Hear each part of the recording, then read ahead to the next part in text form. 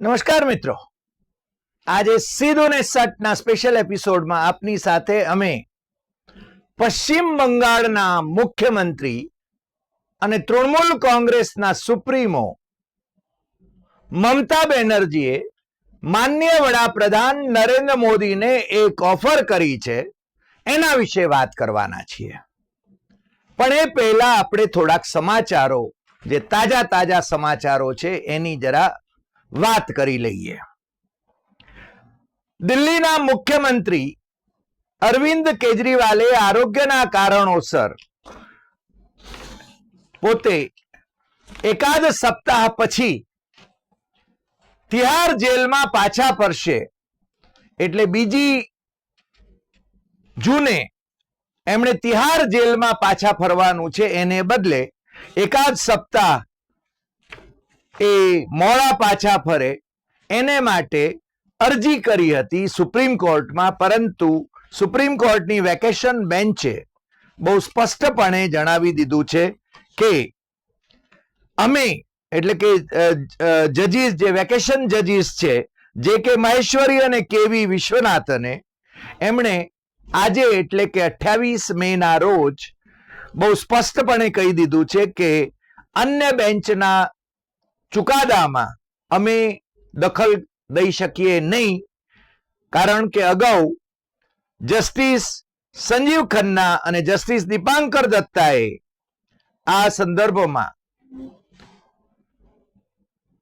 દિલ્હીના મુખ્યમંત્રી કેજરીવાલને બીજી જૂને તિહાર જેલમાં પાછા ફરવા માટે ની શરતે જામીન આપ્યા હતા. અને આ જે વેકેશન બેન્ચ છે એણે કહ્યું કે આ અંગે તો મુખ્ય ન્યાયાધીશ ચંદ્રચૂડ એ જ નિર્ણય કરી શકે. એટલે માનનીય મુખ્યમંત્રી શ્રી એમણે જે થનગનાટ અનુભવ્યો હતો, જે ઘોષણાઓ કરવા માંડી હતી કે હવે તો એનડીએ ની સરકાર જઈ રહી છે અને ઇન્ડિયા ગઠબંધનની સરકાર આવી રહી છે, એટલે મને જેલમાં જો પાછો ન મોકલવો હોય તો તમે ઇન્ડિયા ગઠબંધનને વોટ આપશો, એવી અપીલો કરવા માંડી હતી. પરંતુ સુપ્રીમ કોર્ટે એમની આ અપીલો ઉપર પાણી ફેરવી દીધું છે. એમણે બીજી જૂને તિહાર જેલમાં પાછા ફરવું પડશે એવા સંકેતો આજે આપણને મળી ચૂક્યા છે. આજે માન્ય વડાપ્રધાન નરેન્દ્ર મોદી એ પશ્ચિમ બંગાળમાં હતા અને વારાણસીમાં કોંગ્રેસના પૂર્વ અધ્યક્ષ રાહુલ ગાંધી અને ઉત્તર પ્રદેશના પૂર્વ મુખ્યમંત્રી અને સમાજવાદી પાર્ટીના સુપ્રીમો અખિલેશ યાદવ એ નરેન્દ્ર મોદીની કોન્સ્ટિટ્યુઅન્સીમાં અજય રાય માટે ચૂંટણી સભા યોજી રહ્યા હતા. નરેન્દ્ર મોદી એમણે પેલો હિન્દુ મુસ્લિમનો એજન્ડા હજુ છોડ્યો નથી અને એમણે પશ્ચિમ બંગાળમાં જઈને બહુ સ્પષ્ટપણે હિન્દુ મુસ્લિમ કરવા માટે જ, જે હમણાં કોલકાતા હાઈકોર્ટે જે ઓબીસી અનામત મુસ્લિમ સમાજને જે મળે છે એને રદ કરતો જે ચુકાદો હાઈકોર્ટે આપ્યો છે, એની સામે મમતા બેનર્જી, મુખ્યમંત્રી મમતા બેનર્જીએ સુપ્રીમ કોર્ટમાં એને પડકારવાની વાત કરી છે. ત્યારે નરેન્દ્ર મોદી એમ કહે છે ત્યાં જઈને કે શું ટીએમસી એ જજીસની સામે ગુંડાઓને છોડી મૂકશે? એક વડાપ્રધાનને અશોભનીય કહી શકાય એવી આ ટિપ્પણ છે. કારણ કે હાઈકોર્ટના ચુકાદાની સામે કોઈ પણ સુપ્રીમ કોર્ટમાં જઈ શકે છે, પરંતુ નરેન્દ્ર મોદીને તો આમાં હિન્દુ મુસ્લિમ કરવું છે. અને એટલા માટે એ કહે છે, will TMC let loose goons on જજીસ? આમાં જજીસની સામે ગુંડાઓ છોડી મૂકવાનો ક્યાં પ્રશ્ન આવ્યો એ તો આપણને સમજાતું નથી. માત્ર અવતારી પુરુષ નરેન્દ્ર મોદીને જ કદાચ સમજાતું હશે. એમને હવે આમ જાણે ડૂબતો તરણું ઝાલે એ રીતે એ સતત હિન્દુ મુસ્લિમ કર્યા કરે છે, અથવા તો વિપક્ષી સરકારોને ધમકાવ્યા કરે છે. જેમ ગૃહમંત્રી અમિત શાહ એ પંજાબની સરકાર તોડી નાખવાની વાત કરે છે. ભારતીય જનતા પાર્ટીના સુપ્રીમો એટલે કે નરેન્દ્ર મોદી હિમાચલની સરકાર તોડી નાખવાની વાત કરે છે. આ બધી જે એમની અવસ્થા છે, માનસિક અવસ્થા છે, એ સત્તાથી વિમુખ થઈ રહ્યા હોય એવા સંકેતો આપી રહી છે એવું તો હવે લાગવા માંડ્યું છે. પણ આપણે હંમેશા જેમ કહીએ છીએ એમ કે કમસે કમ ધીરજ રાખીને 4 જૂને જે ચુકાદો આવે પ્રજાનો એ સ્વીકારવો પડે.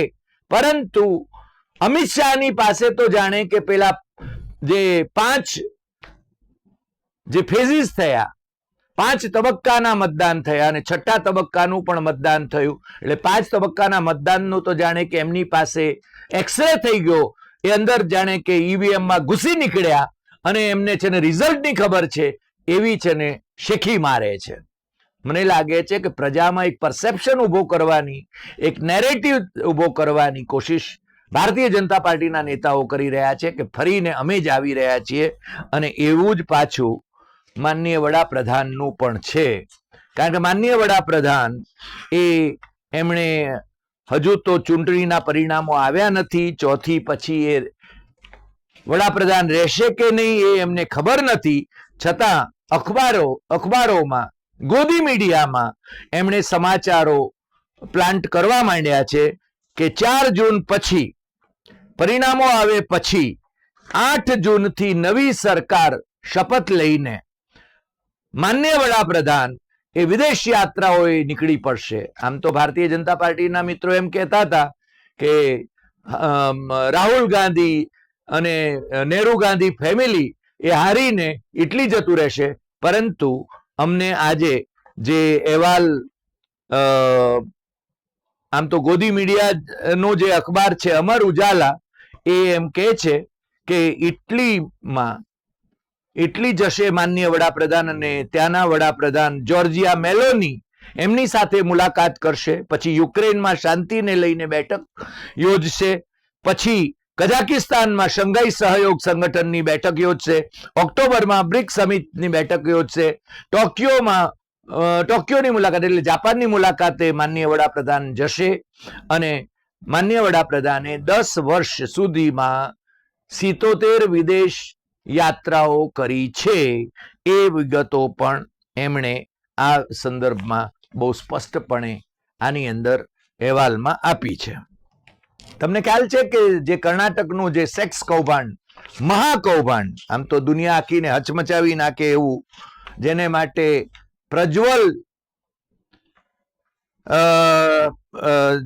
એમનું જે કૌભાંડ છે, એમણે હમણાં એક વિડીયો મોકલાવ્યો છે પ્રજ્વલે.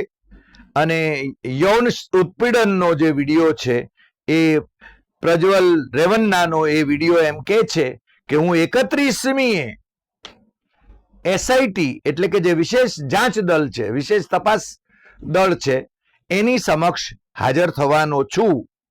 અને એમણે અગાઉ પણ એ ત્યાંથી નીકળી ગયા છે અને અહીંયા એરપોર્ટ ઉપર એમની રાહ જોવાતી હતી, પરંતુ ભાઈ શ્રી આવ્યા નહીં. જર્મનીમાં અત્યારે 1 મહિનાથી તો એ ત્યાં આગળ છે જ. એમના દાદાશ્રી અને પૂર્વ વડાપ્રધાન દેવેગૌડાએ પણ કહ્યું છે કે ભાઈ તારે છે ને આવીને હાજર થવાનું. એમની પાર્ટી જનતા દળ એસે તો એને સસ્પેન્ડ કર્યો છે નામ કે વાસ્તે. પણ એ આજે પરમેશ્વર જે છે કર્ણાટકના ગૃહમંત્રી, એમણે પણ કહ્યું છે કે પ્રજ્વલને પરત લાવવા માટેના બધા સઘળા પ્રયાસો થઈ રહ્યા છે. અને કેન્દ્ર સરકારને પણ અમે એની વિરુદ્ધમાં વોરંટ રજૂ કરવા માટેનું કહ્યું હતું અને વોરંટ રજૂ થયું છે.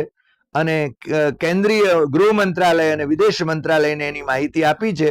બ્લુ કોર્નર નોટિસ પણ જારી કરવામાં આવી છે. અને એ પરત આવે એવી, પરત લાવવામાં આવે એવી કોશિશ, તમામ પ્રકારની કોશિશ થઈ રહી છે.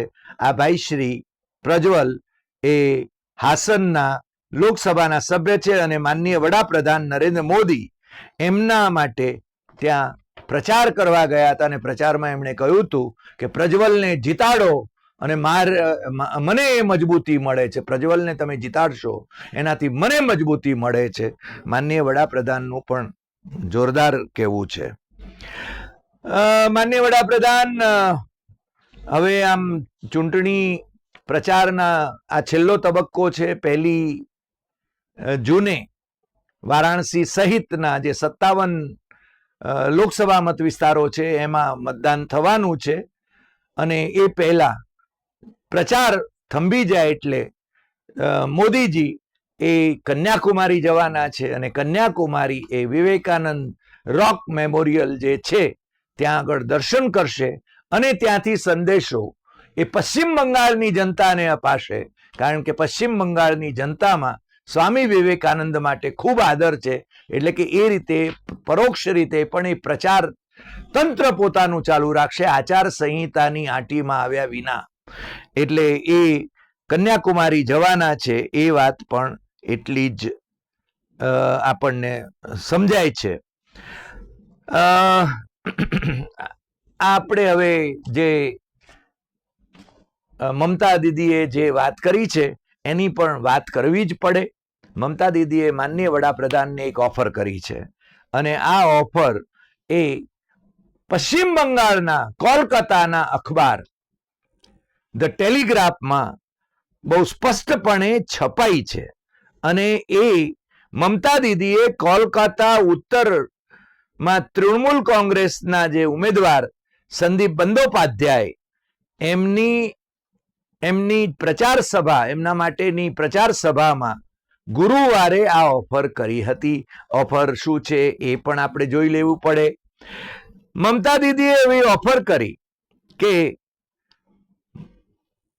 નરેન્દ્ર મોદીજીનું મંદિર બાંધવા માટે અમે તૈયાર છીએ. નરેન્દ્ર મોદીજીનું મંદિર એ બાંધવા માટે અમે તૈયાર છીએ, જેથી એમના જે ભક્તો છે એ એમાં પ્રાર્થના કરી શકે, અને એમને અનુકૂળતા રહે. નરેન્દ્ર મોદીનું મંદિર જો કોલકાતામાં ઊભું થાય તો એમાં છે ને એમના જે ભક્તો છે, નરેન્દ્ર મોદીના ભક્તો છે, જેમાં ભગવાન જગન્નાથનો પણ સમાવેશ છે. તમને ખબર છે ને, સંબિત પાત્રાએ કહ્યું હતું, આમ એમણે બહુ સ્પષ્ટપણે કહ્યું હતું, એમની જીભ લસરી નહોતી ગઈ. એમણે ભલે પછી દાવો કર્યો તો લસરી ગઈ, ને પછી જેને 3 દિવસના ઉપવાસ કર્યાનો ડોળ કર્યો, પણ એ બીજા પક્ષના લોકો જ્યારે આવું એમની જીભ લસરી જાય ત્યારે એમનો સોશિયલ મીડિયા છે ને એ કામે વળી જાય છે અને આક્રમણ કરે છે. જેમને છે ને બોલવા માટેની પણ તક અથવા ઉત્તર વાળવાની પણ તક આપતા નથી. પરંતુ માનનીય વડાપ્રધાન નરેન્દ્ર મોદી એમનું મંદિર, એટલે કે નરેન્દ્ર દામોદરદાસ મોદીનું મંદિર એ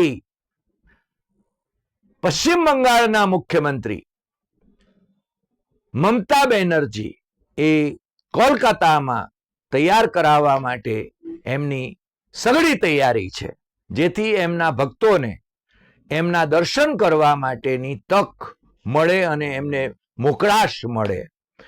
એ કહે છે કે એમાં શરત એટલી છે કે માનનીય વડાપ્રધાન એ આ દેશની લોકશાહી અને ઇલેક્ટોરલ પોલિટિક્સ એટલે ચૂંટણી લક્ષી જે રાજકારણ છે એનાથી વિમુખ થાય. કારણ કે એ તો અવતારી પુરુષ છે, એ તો જન્મ્યા જ નથી, એટલે શરીર સ્વરૂપે જન્મ્યા જ નથી. એ તો એમનું તો પ્રાગટ્ય થયું છે એવું પોતે જે કહે છે. એટલે મમતા દીદી એમ કહે છે કે એ હવે આ જે લોકશાહી ને બચાવવા માટેની અમારી જે ઝુંબેશ છે અને જે ચૂંટણી લક્ષી રાજકારણ છે એનાથી નરેન્દ્ર મોદી ફારેક થઈ જાય, એ પરમાત્મા સ્વરૂપ રહે, પરમાત્માના દૂત સ્વરૂપ રહે, અને એમનું મંદિર છે ને અમે બાંધી દઈશું, અને એ મંદિરમાં એમના ભક્તો દર્શન કરે એ અમે એની વ્યવસ્થા કરી દઈશું. અંગ્રેજીમાં એમણે બહુ સરસ એક વાત કરી છે. The Prime Minister is coming and claiming ahead of the elections that he is not a biologically born or some such thing. He said he is supposed to have no parents. He has descended from the skies. આકાશમાંથી એમનું તો અવતરણ થયું છે. Can you make head or tail of this? આનો ક્યાંય તમને તાગ મળે છે? No parents, God sent him from the heavens above. બાપ રે બાપ, મમતા દીદીએ એ વખતે એની મજાક ઉડાવતા હોય એ રીતે નરેન્દ્ર મોદીને કહ્યું, નરેન્દ્ર મોદી વિશે કહે છે અને મમતા દીદી એમ કહે છે કે ભાઈ જુઠ્ઠું બોલવાની પણ કોઈ લાજ શરમ હોવી જોઈએ, કોઈ લાજ શરમ હોવી જોઈએ. વડાપ્રધાન થઈને આવા જુઠ્ઠાણા હોકવાની જે વાત નરેન્દ્ર મોદી કરી રહ્યા છે એની એ ઠેકડી ઉડાવી રહ્યા છે અને એ કહે છે કે અમે તો મંદિર બાંધવા તૈયાર છીએ, તમે છે ને આ ચૂંટણીના રાજકારણમાંથી હટી જાઓ. પણ શું નરેન્દ્ર મોદી એ મમતા દીદીની આ ઓફર સ્વીકારશે? આજે આટલી વાત. ફરી મળીશું નવા એપિસોડમાં નવા વિષય સાથે. તમને જો આ એપિસોડ ગમ્યો હોય તો સૌથી વધુ શેર કરશો, લાઈક કરશો, કમેન્ટ કરશો અને આપણી યુટ્યુબ ચેનલ ડોક્ટર હરિદેસાઈ સત્યમ એવમ તથ્યમ એ સબસ્ક્રાઇબ કરવા માટે મિત્રોને દેશમાં અને વિદેશમાં જરૂર જણાવતા રહેશો. નમસ્કાર.